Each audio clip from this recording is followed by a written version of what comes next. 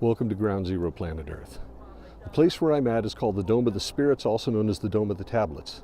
It's here on the Temple Mount here in Jerusalem, and as I swing the camera around and you can see behind me, this is the Dome of the Rock. It's a Muslim shrine, it's not a mosque, and it's here over the rock that many people believe where Abraham went to sacrifice Isaac, and what used to be the Holy of Holies of the ancient temple.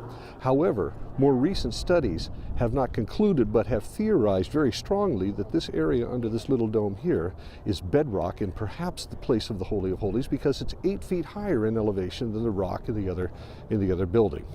And what makes this very important is not only is that the probable location of the temple, but according to ancient history and people like Josephus, that it lined up perfectly with the Eastern Gate. Well, the old Eastern Gate, it happens to be over in this direction behind me. And so that's the Eastern Gate behind me, the two domes that you see, where originally that's the Byzantine Gate, but 19 feet to the south of it, which is in that direction, is where the original gate was.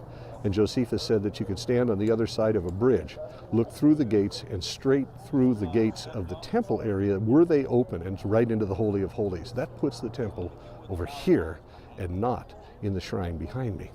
What's important about this?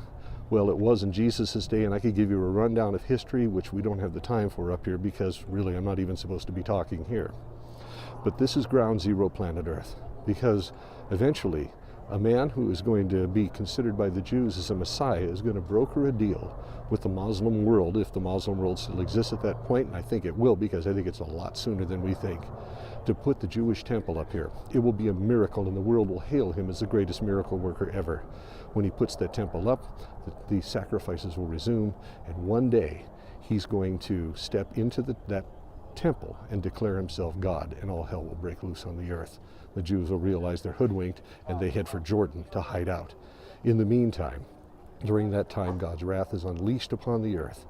As I turn the camera around, you can see behind me, there's the Mount of Olives behind me, and you'll see a steeple of the Church of the Ascension. Well, that's neither here nor there.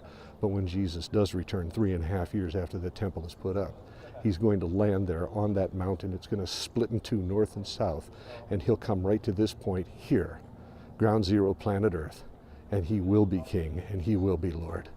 And the interesting thing is, if you look at the bright blue sky behind me, that's where he's going to be coming from, like lightning, from the east to the west, to this point. And if you're a follower of Jesus, if he's your Savior, you'll see his back, and you'll be with him. You're looking right now at your future coming out of the sky, as it were, and landing here, where the Messiah will rule and reign then for 1,000 years from this spiritual Mount Zion, the Temple Mount, here in Jerusalem. God bless you guys, and thanks for listening.